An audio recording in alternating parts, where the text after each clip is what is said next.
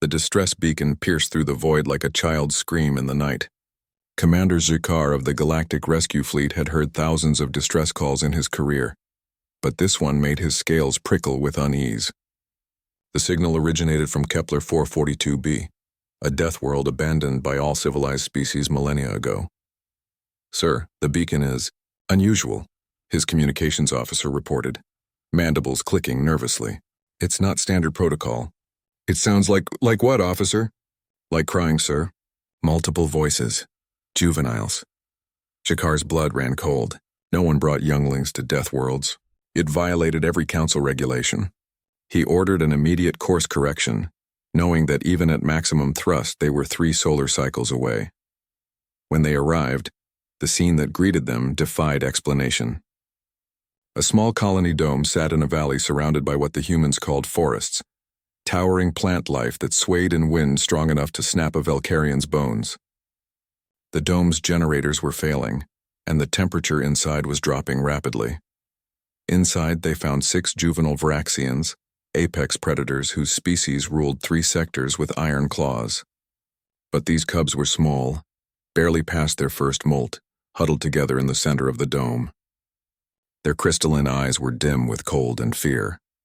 Around them lay scattered educational tablets, half-eaten ration packs, and children's drawings taped to the walls. And in the corner, covered with a thermal blanket, lay the body of a human. "Dr. Chen," the eldest cub whispered when Jakar approached. His translator struggled with the youngling's primitive vocabulary. She wouldn't wake up. Jakar's team worked quickly, evacuating the cubs to their ship's medical bay. The human had been dead for 2 days, they determined. Heart failure. She had been 67 standard years old, ancient for her species, and had no business being on a death world with 6 alien children. As his crew tended to the cubs, Jakar accessed the dome's logs.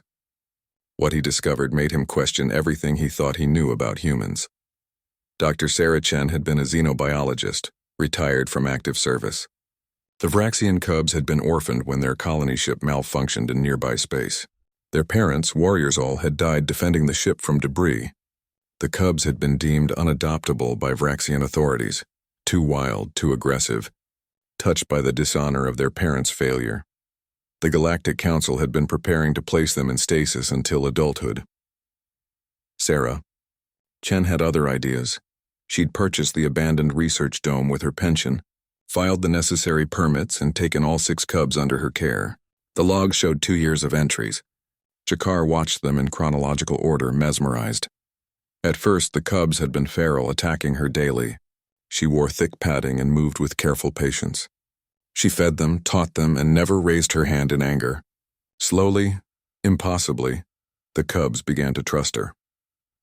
"Today, Crix called me Teacher Chen instead of trying to bite my ankles," one log read. "I consider this progress." Months passed in the recordings. The cubs learned to read, to calculate, to understand science. But more than that, they learned to laugh, to play, to care for each other. Sarah taught them Vraxian history, making them proud of their heritage. She taught them human philosophy, expanding their worldview. She showed them that strength wasn't just about claws and fangs. The final log entry was recorded 3 days before her death. "My heart's been acting up again," Sarah said to the camera, her weathered face calm. "I've taught the cubs how to activate the distress beacon. They know what to do if something happens to me. They're ready. They're good kids, all of them. I hope whoever finds them will see what I see. Not monsters, but children. Children who deserve a chance." Jakar stood on the bridge, staring at the stars. The cubs were sleeping now, sedated and warm. Medical scans showed they were malnourished but would recover. Psychologically, they were remarkably stable, far more so than any orphaned Vraxian juveniles on record. "Commander," his first officer approached hesitantly, "the Vraxian Dominion has been notified. They're sending a warship to collect the cubs. They're displeased that an outsider interfered with their internal affairs." "I see." Jakar's claws tapped against his command chair. "And what is our estimated arrival time to Vraxian space?" 4 solar cycles, sir. Reduce speed." "Make it 6, his first officer's eyes widened. "Sir, I want time to review all of Dr. Chen's educational materials. The cubs should continue their studies during transit. It's what their teacher would have wanted." But the Dominion can wait. Jakar's voice carried the weight of command. That human died to give those children a future. I won't dishonor her sacrifice by delivering them like cargo. In the medical bay, young Crick stirred in his sleep. His claws clutched a worn photograph. Sarah Chen surrounded by all 6 cubs, everyone smiling. On the back in her handwriting, "My brave students. Remember, you are stronger than you know, and loved more than you can imagine." When the Vraxian warship finally intercepted them at the border, its commander was prepared for battle. What he found instead were 6 cubs who stood straight, spoke clearly, and recited their heritage with pride. They demonstrated advanced knowledge in mathematics, science, and philosophy. They showed discipline, compassion, and honor. The warship commander, a veteran of countless campaigns, stared at the transformation. "Impossible," he breathed. "These were feral cubs, broken. How a human did this," Jakar replied simply. "In 2 years, alone on a death world, she achieved what your entire civilization deemed impossible." The commander's scales flushed with shame. We did not know humans were capable of such things." Jakar thought of Sarah Chen's final log entry, her calm acceptance of death, her unwavering faith in her students. "No," he said quietly. "I don't think any of us did." The cubs returned to Vraxian space not as outcasts, but as heroes bearing an impossible gift, proof that the galaxy had underestimated humanity.